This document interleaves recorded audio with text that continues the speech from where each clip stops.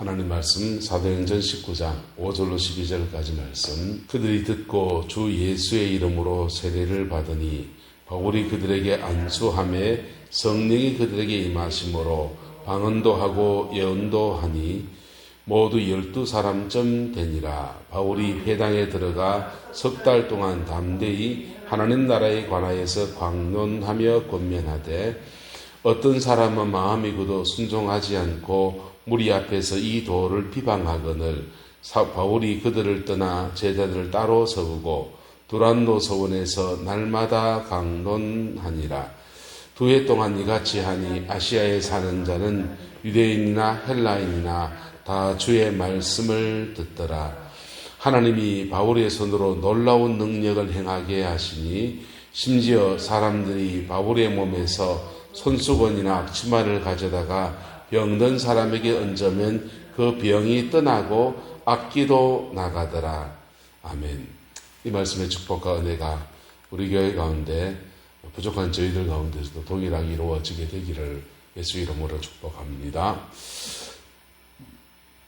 하나님께서 바울을 통해서 에베소의 교회를 세우게 하셨습니다. 하나님이 세계적인 패권이 이렇게 몽골 제국, 중국의 몽골 제국에서 그다음 넘어가고 하듯이 유럽으로 가면 중세의 패권에서 그다음에 프랑스가 유럽의 패권을 쥐고 있다가 영국이 패권을 쥐다가 그다음에 미국이 쥐다가 이렇게 세계적인 금융이나 재정에 관한 패권이 이렇게 있듯이 교회의 복음 패권이라는 게 있습니다. 복음의 중심축에 쓰임받는 민족과 나라들이 있어요. 그게 흘러가게 되는데 예루살렘 교회에서 복음이 시작되어서 120문도가 성령의 세례를 받고 3,000명이 회개하고 5,000명이 회개하고 죽게 돌아오는 은혜가 있었습니다. 예루살렘 교회의 복음의 패권이 안디옥 교회로 넘어갑니다. 안디옥 교회에 바울과 바나바가 함께 주를 섬기면서 이방 속의 거점지가 되었어요. 그 다음 이 안디옥 교회 선교 패권이 그 다음은 어디로 갔냐? 에베소로 갑니다. 에베소로 가서 에베소에서 에베소 교회가 세계 선교의 거점 도시로 그렇게 하나님 앞에 쓰임 받았습니다. 그 다음 어디로 갔냐? 로마로 갔습니다. 그렇게 해서 선교 패권이 옮겨가는데 예루살렘, 안디옥, 에베소, 로마. 예. 그리고 이제 로마로 간 패권이 예? 글쎄요.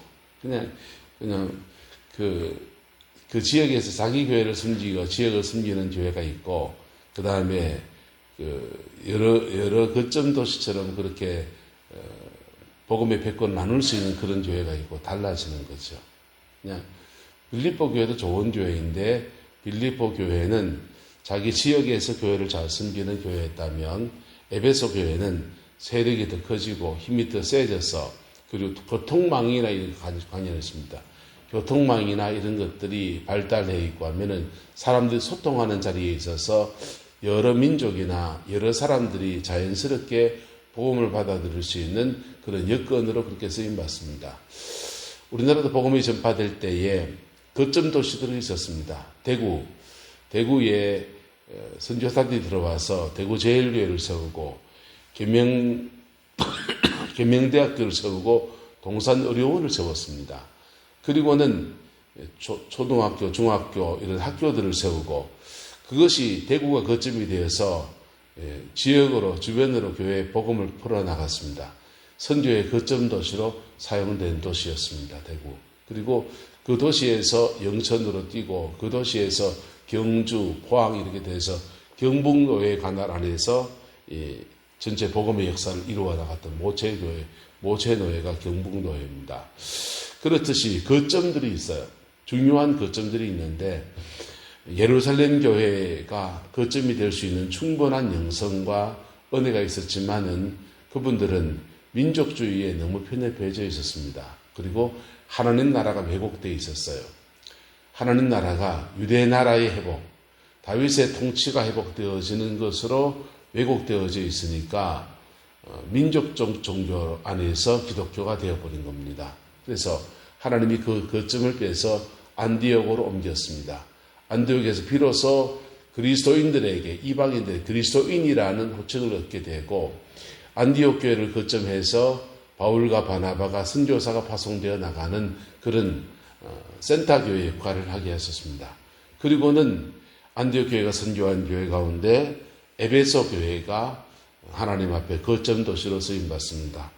그 쓰임받을 때는 안디옥 교회에는 세례 요한의 가르침이 이미 들어와 있어서 에세네파의 가르침을 따라서 신앙생활하는 분들이 계셨습니다. 에세네파는 바리새파의 엄격한 율법 규정을 더 강하게 추구하는 것. 그러니까 에베소 교회의 바리새파가 잡고 있는 회당 시나고게 안에서 무리 없이 동화될 수 있었습니다. 그런데 바울이 전하는 복음은 우주적입니다. 예수님이 이스라엘 나라의 메시아일 뿐 아니라 온 세계의 메시아입니다. 바울이 전하는 하나님 나라는 다윗의 통치가 회복되어지고 이스라엘 나라의 국권이 회복되어지는 그런 정도가 아니라 하나님이 이 땅을 다스리는 아름다운 역사, 복음 안에서 영원히 변화되고 성령 안에서 이루어지는 하나님 나라입니다. 그래서 이 두 가지 개념이 달라집니다. 그러다 보니까 여기서 갈등이 유대인들과 계속 갈등이 생겨납니다. 이 에베소에서도 마찬가지였습니다. 세례 요한의 가르침 받았던 사람들은 그 순수한 마음을 따라서 주 예수의 이름으로 세례를 받고 바울이 그들에게 안수하였더니 성령을 받아서 방언도 하고 예언도 하는 사람이 되었고 그들이 모두 12사람쯤 되었다 했습니다. 이들이 바울의 에베소 교회를 세우는데 가장 핵심적인 동력자들이 되었습니다. 그리고는 바울 사도가 회당에 들어가서 석 달 동안 담대히 하나님 나라, 예수님의 십자가의 사건과 부활 사건, 그리고 하나님 나라에 대해서 강론하며 권면하는데 이들이 지금 깨져야 될 때입니다. 가치관이 깨져야 되고 사고가 깨져야 됩니다. 그 복음 안에서 한 사람 한 사람 예수 믿고 그의 생각과 마음들이 주께 드려지는 것도 참 중요하지만은 집단적으로 복음 앞에 세워지려고 하면 가치관이 깨져야 됩니다. 그들의 세계관이 무너져야 됩니다. 복음적 세계관으로 무너져야 됩니다. 바울 사도가 복음적 세계관을 신약성경 예수 안에서 이루어진 세계관을 좀 제시하는데 이 세계관 싸움에서 치열해지는 것입니다. 어떤 사람은 마음이 굳어서 뭐하지 않고 순종하지 않고 이 어떤 사람들은 자기들 따라 바로 믿는다고 생각할까요? 바로 믿는다고 생각하고 있습니다. 구약의 말씀을 따라서 우리는 예수님이 메시아인 줄 믿어. 근데 그 예수님은 아직 오지 않았어. 그 예수님은 다윗의 나라를 회복시킬 거야. 이런 것들입니다. 어떤 사람은 마음이 굳어 순종하지 않고 무리 앞에서 이 도를 비방했습니다. 그것도 무엇으로? 성경 가지고. 바울이 이제 그들을 떠나서 제자들을 따로 세웠습니다. 12명과 회당에 가서 말씀을 순종하는 사람들과 더불어서 제자들을 따로 세우고 두란노 서원에서 날마다 뭐했다? 강론했다는 겁니다.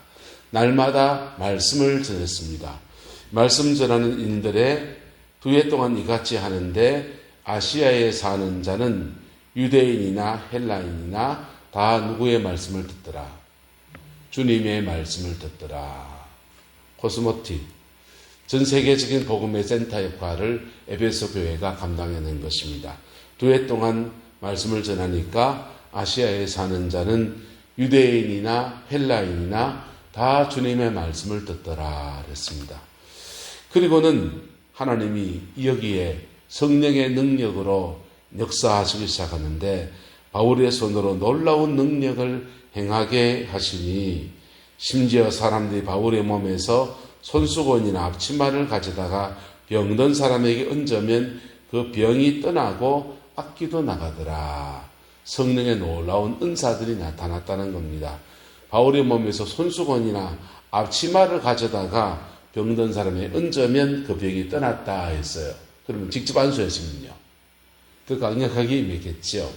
그래서 성령의 은사와 말씀 사역이 에베소 교회는 강력하게 일어난 것입니다. 할렐루야.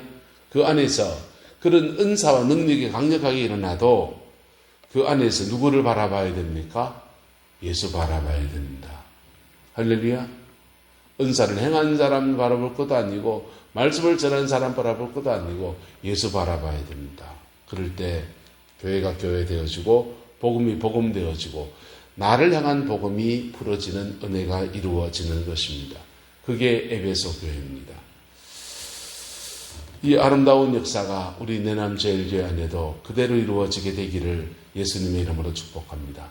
복음이 강력해서 우리가 이미 가지고 있는 세계관들이 깨어지기를 축복합니다. 유교적 세계관, 불교적 세계관이 깨어져야 됩니다. 내가 가지고 있는 고정관념들이 깨어져야 됩니다.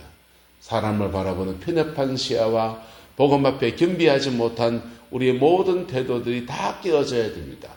다 깨어지고 나면 하나님의 깨어진 속에서 내려놓은 속에서 어떤 것들은 때로는 들어서기도 합니다. 어떤 것들은 들어서기도 합니다. 불교 믿는 사람에게 불교적 세계관을 가지고 이렇게 다가서서 복음을 풀어냈는데 그렇게 사용할 수도 있습니다. 그런데 먼저는 다 깨어져야 돼요. 좋으신 아버지 하나님, 우리 연약함과 부족함, 둔함과 어리석음들을 주께 고백하고 교회를 섬기기에 우리의 성품의 연약함도, 우리가 가진 세계관의 연약함도, 우리가 가진 영성의 연약함도 모두 고백합니다. 이 한 시대를 복음 앞에 세워 올려드릴 수 있는 은혜가 있게 축복해 주시고 그리스도의 영광을 넉넉히 이루어내는 은혜가 있게 우리 하나님 주장하여 주옵소서. 여호와께서 온전한 은혜와 사랑으로 함께 해주시기 원합니다. 예수님의 이름으로 축복하며 기도드립니다. 아멘.